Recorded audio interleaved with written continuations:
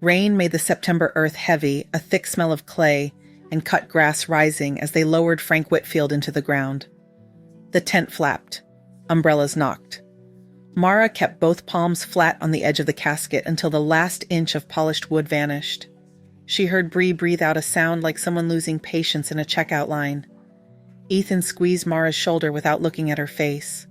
The ride back to Oak Park was quiet, except for the click of Bree's acrylic nails on her phone. Wipers dragged across the windshield. Ethan drove with a locked jaw. Leo and Ivy had stayed with a neighbor. The back seat was a field of black clothes and damp hems. At a red light, Bree turned the phone so the screen faced her own reflection, checked her lipstick, and smiled. Mara watched the little tremor in Ethan's knee through the fabric of his trousers. At the house, the porch light made a yellow oval on the wet steps. 3 suitcases sat in it already beating with water. Mara recognized the blue one by the scuff on its side, a mark from a trip to New Mexico in a happier year. Bree blocked the doorway. "Let's not make this hard," she said. "Things are different now. You should think about a place with proper care." She paused, then brightened. "Or the guest room can be the kids' play space. That might be fun." Ethan stared at the porch swing. The swing was still dark with rain. Mara lifted a suitcase and felt its weight change the angle of her shoulder. A small compass on a brass chain pressed against her sternum, warm from her skin. She breathed in. The rain tapped. The utility room was at the back of the house, off the kitchen, and through a door that stuck when the weather turned. It smelled like bleach and old cardboard. A narrow cot had been pushed under the small window. The window glass was pebbled. Someone had set a metal dog bowl under the utility sink. A bent spoon lay beside it. The message was plain. Mara put her hand on the cot to test its give. The springs barely moved. She set the suitcases in a row against the wall, then wiped her hand on her skirt. The house had changed without moving a piece of furniture. The silence had a new shape. As Mara stood there, the furnace clicked and hummed. Pipes ticked in the wall. She could pick out the path of footsteps overhead. There was the scrape of a chair, a cabinet door, Bree's voice low and even on a call. Mara unhooked the compass locket and let it fall into her palm. It was the color of a worn coin. The needle quivered, then steadied. South. Frank had found it in a junk shop in Sarasota the first spring they had gone down to Florida. He had teased her for choosing an old thing when the shop had new ones shining in a case. "This one knows where it has been," she had said, and he had laughed and bought it. She clicked the lid closed and slipped the chain back under her collar.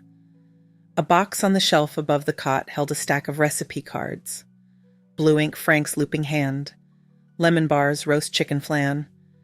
The cards smelled faintly of vanilla and something like old paper in a library. Mara slid them back into the box and touched the top for a second longer than she needed to. Morning broke clean and bright after the storm light slanting through the kitchen window and catching the dust on the glass. Bree sat at the island in a soft gray robe. Her tablet lay to the left, her phone to the right. She did not look up. 7 on the dot, please, she said as if Mara had not entered a room but a calendar invite. Scrambled eggs and bacon for Ethan. Pancakes for Leo and Ivy. Fruit for me and a green juice. No banana. Mara tied on the apron that hung from a nail by the stove. She cracked eggs, whisk salted, and watched the pan as it warmed. Bree's phone sent up a chime. Another. The sound stacked. Ethan came down in a tie that was only half straight. He kissed Bree. He looked at his mother and opened his mouth, then closed it. His hand went to the tie. He shortened his breath to pull the knot tighter, a little jerk, a little more pressure. Leo came down with a hoodie hood over his head. He slid into a chair without a word and set a phone under his thigh. Ivy followed, hair tangled, still warm from sleep. She reached for Mara's waist without thinking about rules, and pressed her forehead there for a second. "Grandma, why are you cooking?" she asked, puzzled. Bree answered before Mara could. "Grandma gets to be with us more. Isn't that special?" Mara placed plates on the table. No one made room for a fifth. She leaned against the counter near the sink, hands folded in the dish towel. It was a small thing. It turned the kitchen into a stage with the blocking already set. 20 minutes or you will be late, Bree said. Shoes, backpacks, water bottles. Ivy, wipe your face. Leo, no phone at the table. She paused, then turned to Mara. "And when you clean under the sofa, please be thorough. Dust collects. I do not want the kids breathing it." Ethan finished quickly. He stood, said he had to go, then realized he had not touched the bacon. He sat back down, took a bite, stood again. "Tonight I might be late," he said. "Team meeting." Bree nodded. "Thursday is heavy," she said. "Tuesday afternoons are for me. Salon. No complications." She glanced at Mara only with the corner of her eyes, then went back to the tablet. Her nail tapped a slow beat on the glass. After they left, the house inhaled and held. Mara rinsed plates and felt the smooth curve of the ceramic under her thumbs. She wiped the island. She pushed the breakfast chairs in so they lined up. The sunlight shifted across the floor. A hairline crack in one tile became visible, then not. She took out the vacuum and moved the sofa. A small car rolled free from underneath a red one with a busted wheel. She set it on the shelf next to the wedding picture. The picture had been taken on a warmer day. Her dress had a high collar and sleeves. Frank's hand was at her waist. He was looking at her, not the camera. She walked the house and learned its sounds again. The front door swelled in damp. The bathroom fan clicked when it was turned off. The back porch screen had a small tear. Tuesday. Salon day. Bree left without perfume, hair unchanged when she returned, but there was a nervous shine at the corners of her mouth. Thursday. Ethan came back after dark top button undone. He stood in the hallway a beat too long before entering the kitchen. At night in the utility room, light from the street came through the little pebbled window and broke into soft pieces on the wall. A train far off. Someone's radio 2 houses down. Mara lay on the cot with the recipe box under her hand and the compass against her sternum. The house hummed. She counted the hums. In the third night, the rain returned, a thinner rain that tried the edges of the screen. Mara sat up. She opened the compass locket and stared at the face. In the hinge where the brass met brass, a small seam showed. She pressed with a fingernail and felt a give. A tiny panel slid, almost nothing a sliver of space. A glint sat inside snug as if fitted by a watchmaker. She drew it out by touch.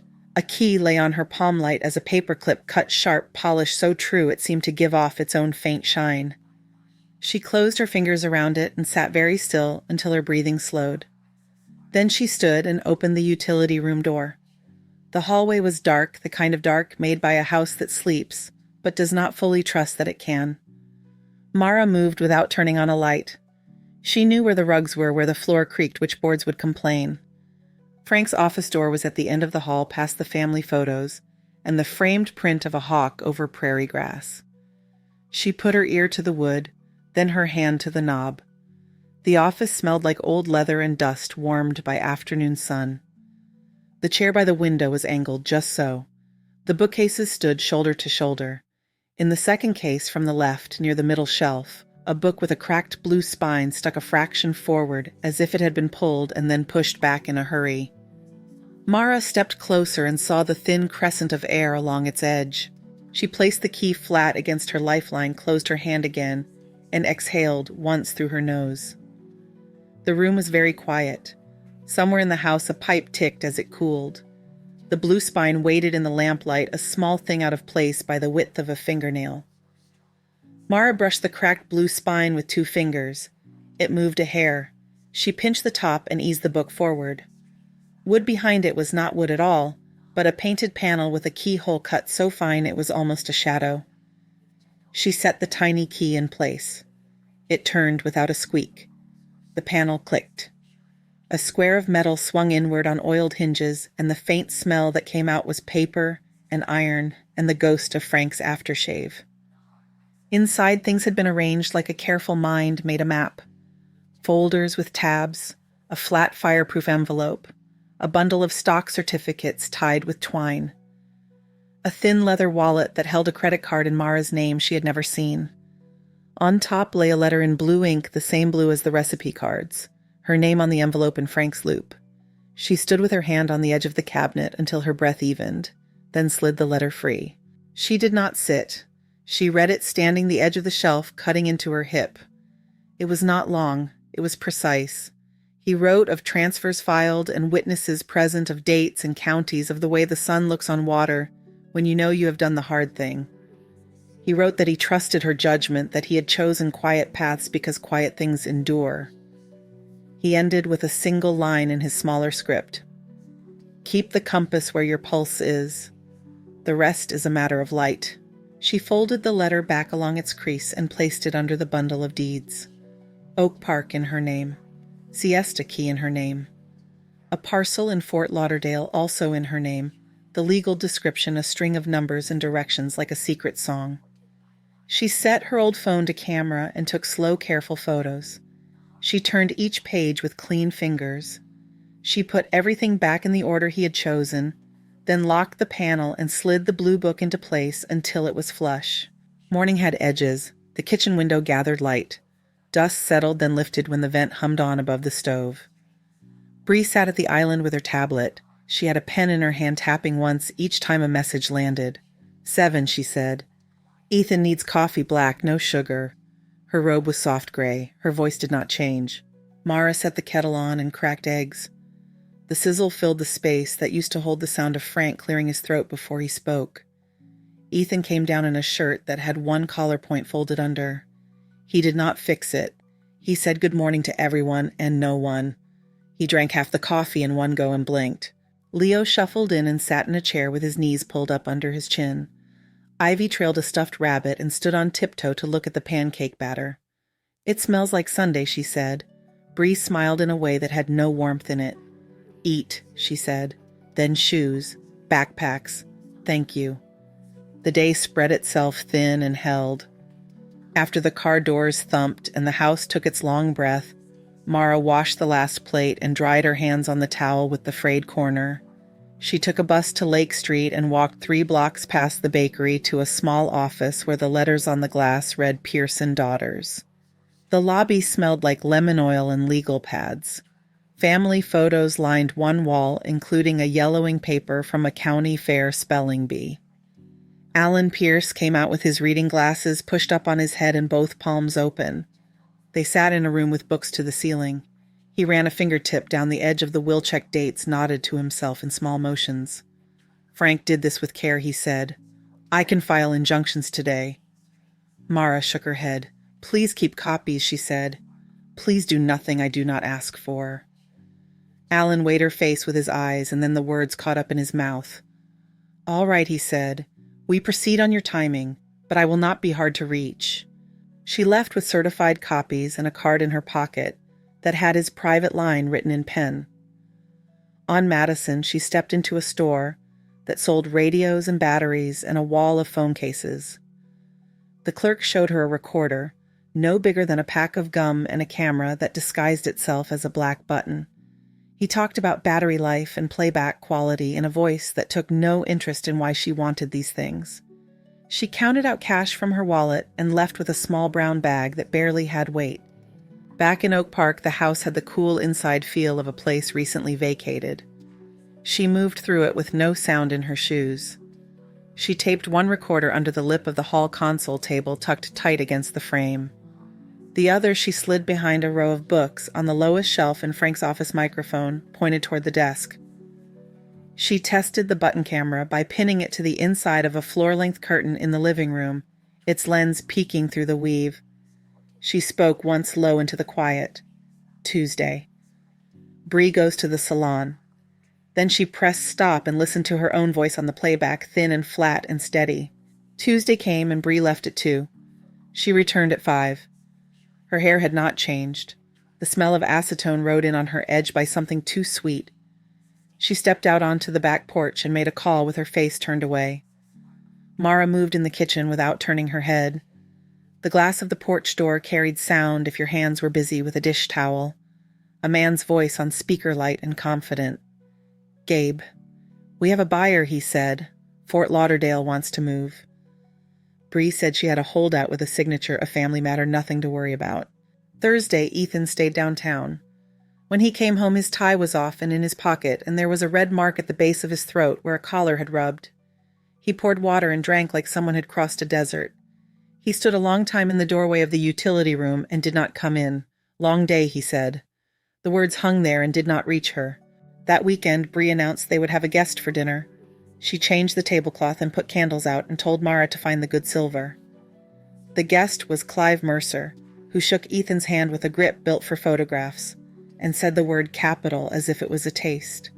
He looked over the living room like a man reading the first paragraph of a contract. He talked while chewing. He liked Florida. He liked things that went fast. He liked numbers that had 3 zeros at the end and then another 3. Mara served without face or fuss. She placed the wine near the center of the table, and in doing so, let her wrist brush the underside of the lamp where the recorder sat. Bree laughed at something Clive said, and tipped her head in a way she used when she wanted a person to think they were the clever one in the room. Ethan watched the flame of a candle like it might tell him something if he stared long enough. When the dessert plates were empty, Clive stood and clapped Ethan on the shoulder. "Let your people call my people," he said. Bree walked him out with her hand on his forearm. In the hallway, she said soft, "No more delays." It carried. The recorder heard it too. Later in the utility room, Mara set the little device on the cot and listened. The house played itself back to her in a river of sound. Clinks of forks, the slide of a chair, the flattening in Ethan's voice when someone asked him a direct question. The soft puff of laughter Bree reserved for men like Clive, and then the shape of business showed its teeth. Gabe on speaker. "Title company is an easy pass if we present a clean chain." Bree. "Chain will be clean." Gabe. "If the old lady signs." Bree.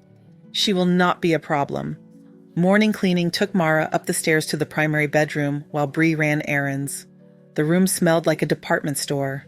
Vanilla and powder and a green note like cut stems. In a drawer lined with velvet under neatly stacked scarves, Mara found a folder with a brass clip. Inside were copies of deeds and a power of attorney template all filled in. Her name appeared where her name did not belong. The signature on the last page looked like hers if you squinted in a moving car. It was a good try. It was not her hand. She took photos. Angle, focus, edge to edge. She slipped one page half out of the clip, then tucked it back in not quite flush like someone had looked in a hurry and left proof of it. She closed the drawer and pressed her fingertips to the wood until the marks her skin made faded. In the utility room, she sent the photos to Alan with a single sentence. "Please keep secure." His reply landed 10 minutes later. "This is enough for forgery and attempted fraud. We can intervene." She stared at the message until the letters went blurry and then came back into focus. Her thumb hovered, then moved. "Not yet," she typed. He wrote back a single word. "Understood." The week narrowed. Bree spent long calls on the back porch with her voice pitched low. She told someone all parties would meet soon. She told someone else the hair appointment was code. Ethan started a sentence and then left the room before he finished it. The recorder under the hall table gathered dust. A cloud moved and brought the living room into shade. Mara stood in the doorway and watched the light slide off the floor. The call that set the line came on a Tuesday afternoon. Bree pressed the speaker, and the room filled with Gabe's confident hum. "Friday is ideal," he said. "We have the buyer for Fort Lauderdale. Cash. No questions." Bree let silence do her part of the work, then said Friday. That night the house was very still. The refrigerator motor clicked off, and the quiet that followed had weight. Mara took the compass locket from her collar and opened it in her palm. The needle shivered once and steadied. On the counter beside her, her phone lit with a new message from Alan. 2 lines. "We have enough if they move." Buyer pressure noted. 1 word at the bottom. Friday. The green light on the recorder blinked. The room held its breath. Thursday wore a suit and tie of its own. Ethan left before the kids woke. Bree moved through the kitchen with a list in her head and a phone cupped to her cheek. Mara cracked eggs, set toast to brown, and watched the steam lift from the kettle like a thin veil. When the door shut, the silence did not return so much as land. She waited until the house had found its breath again, then went to Frank's office. The air in there had a dry book smell, clean and edged. She brought the certified copies, set them on the desk in a neat stack, and stood by the window. Ethan came home at noon, surprise clear in the small break of his eyebrows. He stopped in the doorway and kept his hands in his pockets. "We need to talk," Mara said. No rise in her voice, no weight added. She touched the top page with 2 fingers. Read. He did not sit. He leaned on the desk and ran his eyes over the dates, the stamps, the signatures. Oak Park in her name, SIESTA Key in her name, Fort Lauderdale in her name. He swallowed. His throat moved like he had swallowed something with corners. The color left his face in a slow wash. He put his palm on the desk to steady himself. I thought we had time. His voice was flat. He did not look at her. She said the paperwork was almost done. She said it would help. Help who, Mara asked, and how. She let the space between the words do their work. Ethan closed his eyes. He opened them. The truth came out like air from a puncture. Max cards. A car payment she had not seen on the books. A private loan written on a folded sheet of paper with no bank to mediate. Penalties stacked. Phone calls at night. He had signed things he had skimmed because she handed him the pen in the doorway. He did not say Brie's name. He did not need to. Mara slid the photos from the velvet drawer across the wood. Copies of deeds with her name where it did not belong. A power of attorney that was not her hand. Ethan flinched. He read the date on the forged signature and put a knuckle to his lips. This is a crime, Mara said. It is not a misunderstanding.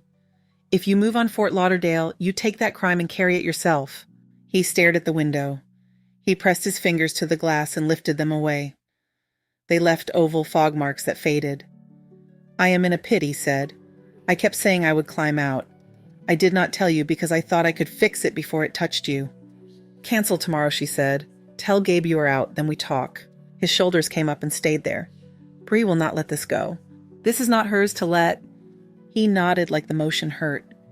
He gathered the copies into a pile with careful hands and placed them back where she had put them. He stood there with his mouth open, looking younger than his years, like a boy who had found the edge of a frozen pond by falling through it. He closed his mouth. I will make the call.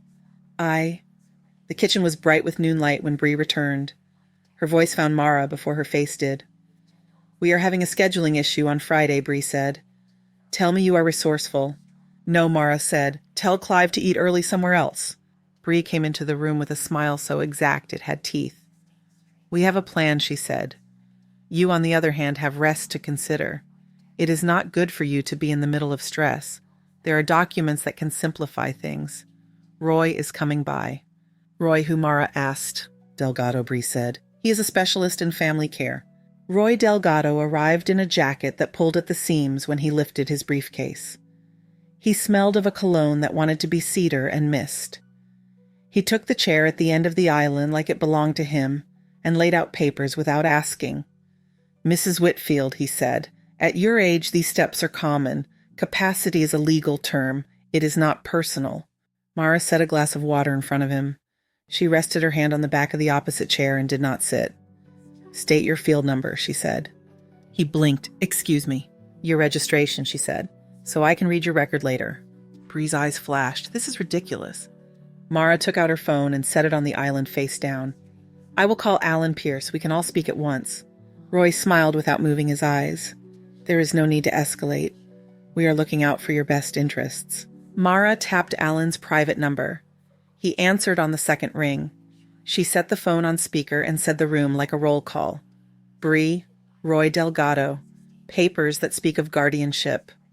The silence on the line had weight. Then Alan's voice came through calm and made of edges. Mr. Delgado, this is Alan Pierce. There is a will on file and recorded transfers on the properties in question. Any attempt to secure guardianship in this context will be viewed as hostile. Your bar number, please, for my notes. Roy's jaw tightened. He supplied a number. Alan read it back. Thank you, Alan said. Mrs. Whitfield is fully competent. The court will see a pattern if you push. Brie's smile broke like thin ice and reformed. Everyone wants a fight, she said. I want closure. Then leave my kitchen, Mara said. Pack your things. This house is mine. You are not welcome in it. Ethan came in from the hall and stopped like he had walked into weather. He looked from Brie to his mother. Brie's voice dropped into a low register she used in parking lots and on the phone with hotel desks. If I walk out, I walk with my children. No, Ethan said. He said it once. It made a shape in the air. The kids stay. Brie turned on him. Her face went white around the mouth. You choose her over your family. I am choosing my family, he said. He did not raise his voice. He looked tired all the way to his bones. Pack. Bree left the room without touching the papers. Roy cleared his throat and gathered his briefcase. "We will be in touch," he said. He tried to meet Mara's eyes. She did not give him that. That evening held a light that came from nowhere, and from everything. The kids ate with their heads bent low over their plates, sensing what the adults did not say. After homework, Leo lined up toy cars on the coffee table and sent them off the edge one at a time, watching the way each fell. Ivy asked for a story and then fell asleep halfway through the first page with her cheek on Mara's knee. When the house sank, it did so all at once. The clock in the hall gave one soft click. Mara walked the rooms with a slow eye. She checked the lock on the back door, the front door, the windows that stuck and the ones that did not. The utility room felt close and unfamiliar, like a suitcase that had been packed by someone else. Sometime after midnight, a sound rose out of the dark that did not belong. A drawer made a little bark like a dog that has not decided whether to bite. Mara sat up on the cot and listened. There it was again. Wood on wood, a cabinet back settling against a wall. She stood and slipped her shoes on without lacing them. The staircase was a line of soft groans. She placed her feet on the places she knew would hold. The air upstairs had a new smell in it, faint and sharp, a trace of cold night that had come in where it should not. In the office, the desk drawer hung open like a mouth. Papers fanned out on the floor. In the bedroom, a jewelry box lay on its side, a chain caught in its hinge like a hair.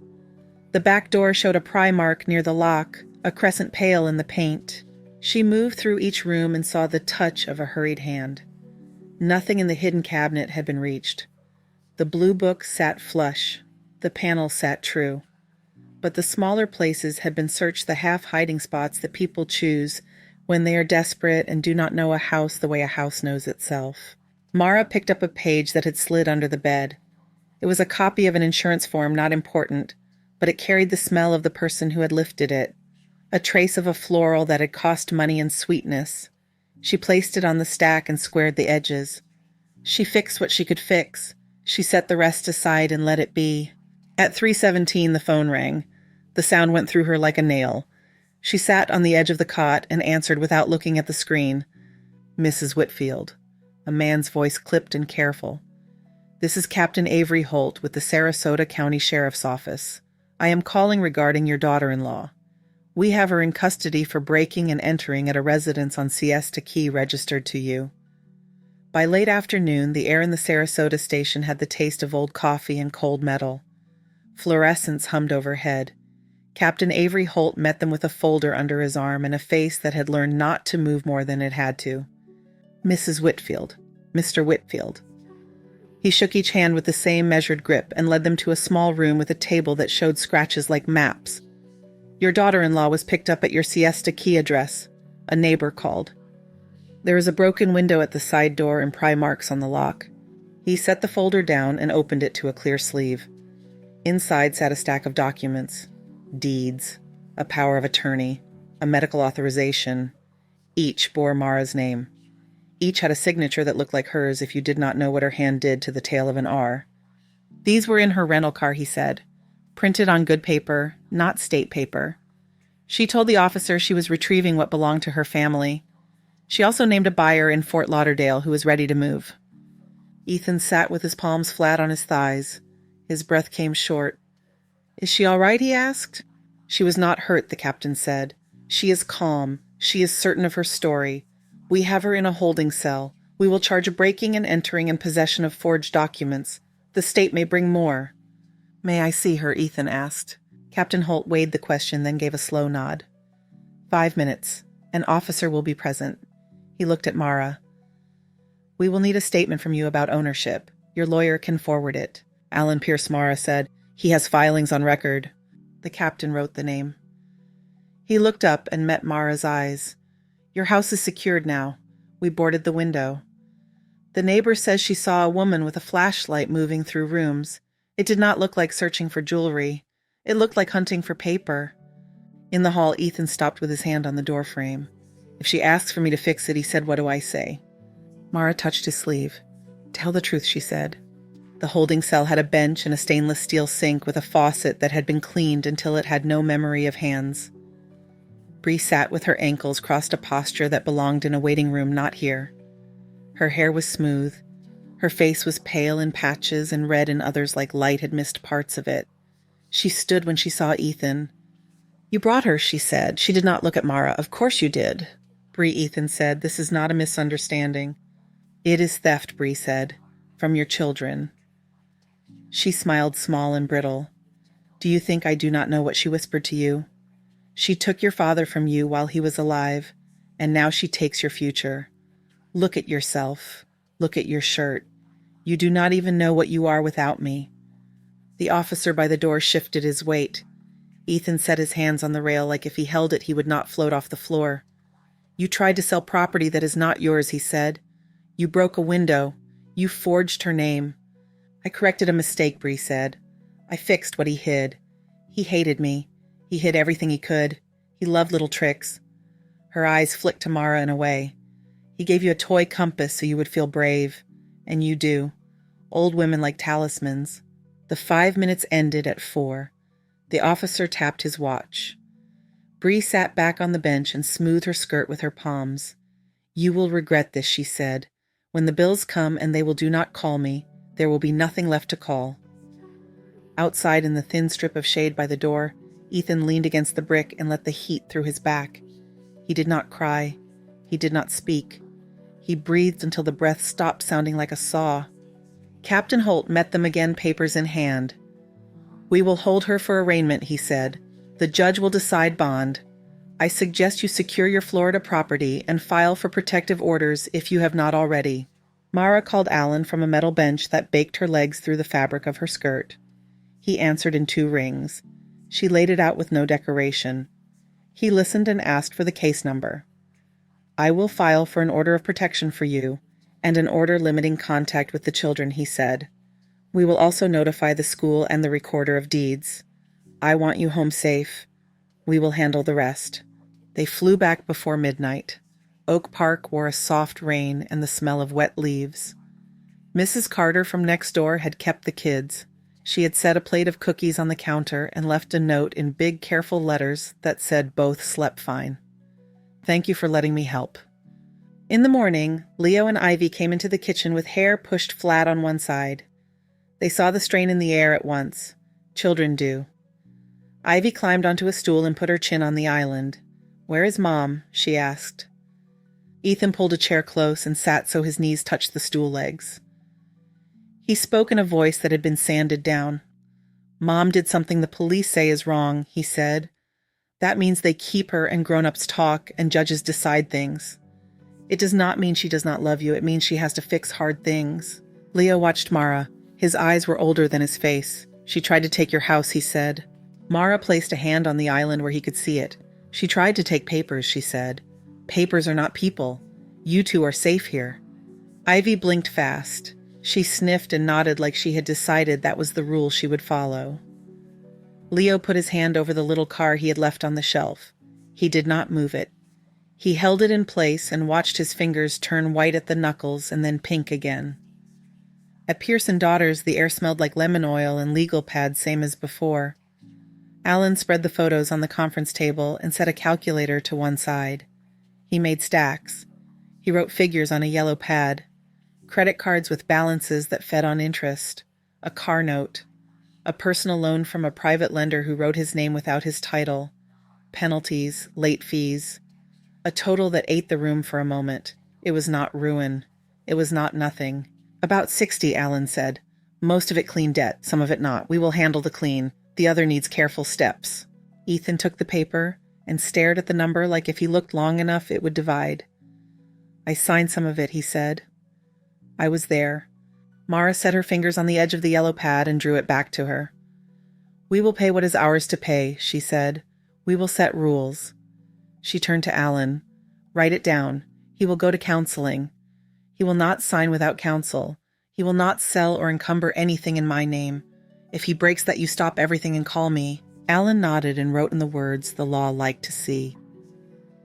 He added a section on the house in Oak Park and recorded ownership in a way the clerk would understand without questions. He stood when they stood. He shook Ethan's hand and looked him in the eyes. "You clean this now," he said. "You do not let it turn into your personality." At home, the locksmith worked the front door with tools that clicked softly. The new deadbolt slid with a sound like a good drawer. A security company man drank a glass of water in 3 swallows and asked where to place the panel. They said a password that was not a birthday or a dog name. Ethan called the school and gave the office a short list of who could pick up. He spoke in a tone that allowed no extra names. That night the house held a different kind of quiet. The quiet of a place that had put its hands up and said enough. Mara made flan from Frank's blue ink card and watched the sugar go from clear to amber in the pan. The smell filled the kitchen in a slow, sure curve. Ivy stood on a step stool and leaned her cheek against Mara's arm. "The bubbles look like a lake," she said. They ate in the living room with the lamps low. The caramel stuck to the spoon in thin threads that caught the light. Leo closed his eyes with the first bite and then opened them like he had remembered something he wanted to see. Ethan washed the dishes without being asked and set each on the rack like it could break if he hurried. When the kids were in bed and the house had settled a second time, Mara went to Frank's office. She pulled the photo albums from the bottom shelf to dust the edges and felt a lift in the last one as if a hand had been tucked under it. She turned it over. A small envelope had been taped to the back cover with yellowed tape that had been pressed flat with care. On the front in Frank's blue hand, 4 words and an initial: "Open when you have taken back the house." The envelope came free with a dry whisper when she loosened the yellowed tape. Inside lay a single sheet folded twice a small hand-drawn map and a chess knight carved from dark wood. The knight had a smooth nose from handling. The note was in Frank's blue ink, the same looped calm that sat on the recipe cards. 3 lines. "If you are reading, this light has found the room. The compass sits where it should. When the bored crowds do not reach straight. The night goes in an L." She let the paper rest on her knee and looked at the night. It fit inside her closed fist like a pebble from a river. The little map showed their street in Oak Park as a thick line and a thin arrow that pointed south. Siesta Key was a sketch of a key in blue. He had drawn a small sun on the edge and shaded the rays. 2 weeks later, she drove across the bridge to the island with the windows cracked enough to bring in salt. The air went soft around her when the water opened on both sides. The house on Beach Road had a wavy shadow where the broken pane had been replaced. Someone had rolled the storm shutters up and left a handprint high on the frame. She keyed in and stood just inside with her hand on the door. The light came through clear. It carried the high sound of gulls and the flat sound of waves. The living room smelled like dust that had been holding its breath. She opened windows and let the rooms fill. She wiped the counters with a cloth that tasted of lemon on the air. She shook the salt from the curtains and watched them lift and settle as if they were breathing. She set Ivy's drawing on the refrigerator with a weak magnet and it slid until she fixed it with a second one. The drawing showed all of them holding hands under a yellow sun. She put Leo's boat on the next door so the blue water line sat level. She stripped the bed and made it again. She took the compass from her neck and laid it in the bowl by the keys while she washed her face in the bathroom where the mirror always caught a piece of sky. That first evening, she ate on the porch with her feet up on the rail. The moon came up halfway and hid behind a cloud that never moved. Water tapped the pilings in a slow count.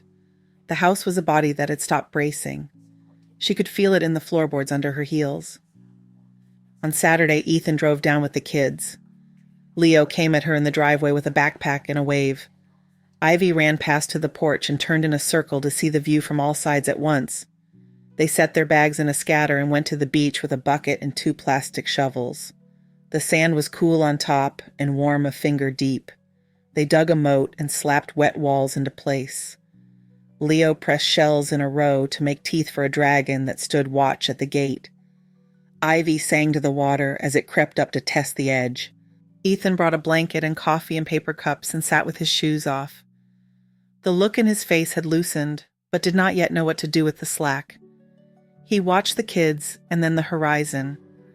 He said the counselor was useful. He said the debt numbers were shrinking in a way that did not make him feel like a trick was being played. He did not ask for plans. He sat in the sun and allowed it to land on his shoulders. They had flan after supper. Ivy stood on a stool again and watched the sugar turn amber, then darker, then the exact color that Frank always said was right before the edge. Mara tilted the pan and let the light catch the surface. When they ate, the caramel stuck to Ivy's lips. Leo tapped the spoon twice against his plate before he took a bite. He had always done that when he wanted to remember a taste. An envelope with a county stamp sat on the hall table. Ethan had placed it there when they came in and had not touched it since. When he picked it up and slid the paper out, his breath left his chest and did not come back for a count of 3.